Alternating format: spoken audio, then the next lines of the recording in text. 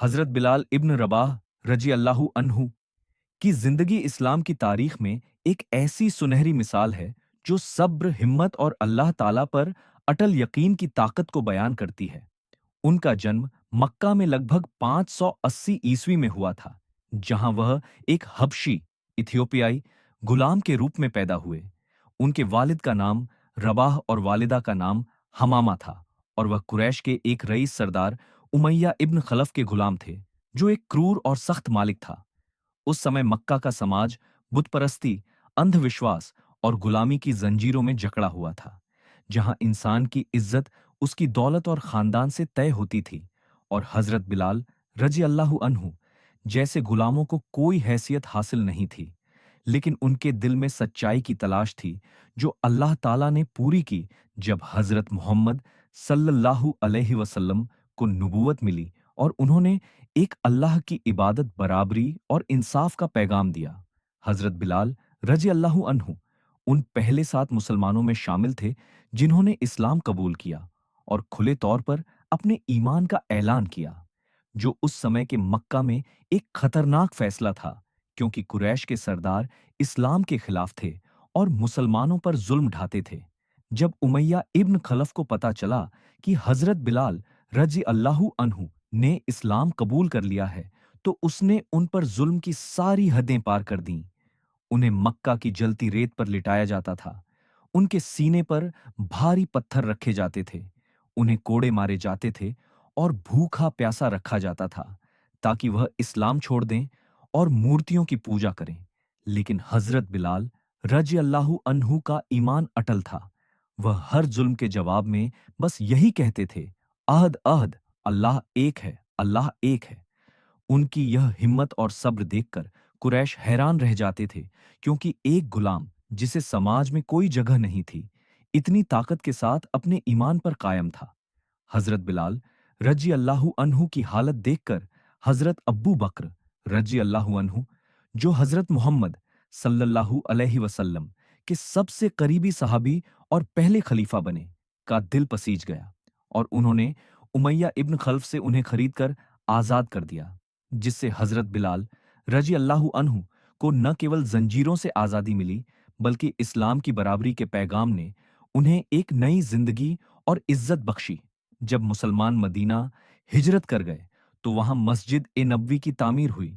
और नमाज के लिए लोगों को बुलाने का तरीका तय करने के लिए मशवरा हुआ,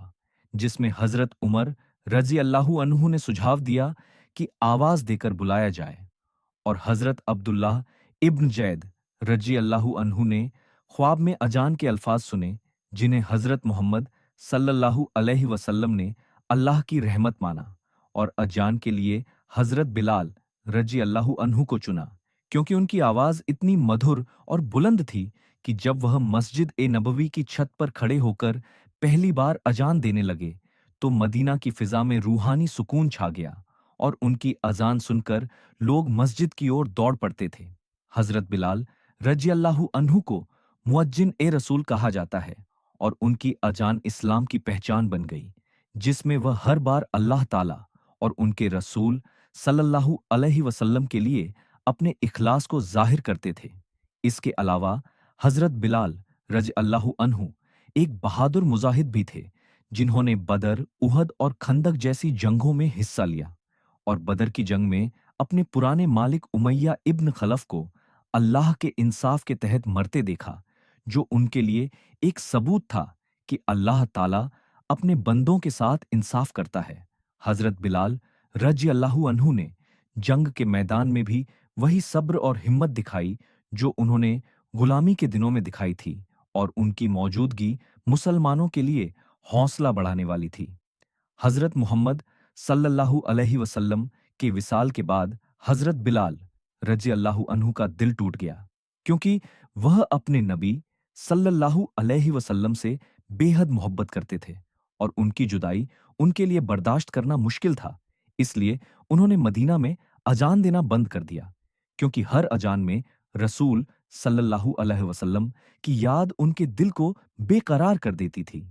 एक बार हजरत उमर रजी अल्लाहु अन्हु की गुजारिश पर उन्होंने अजान दी,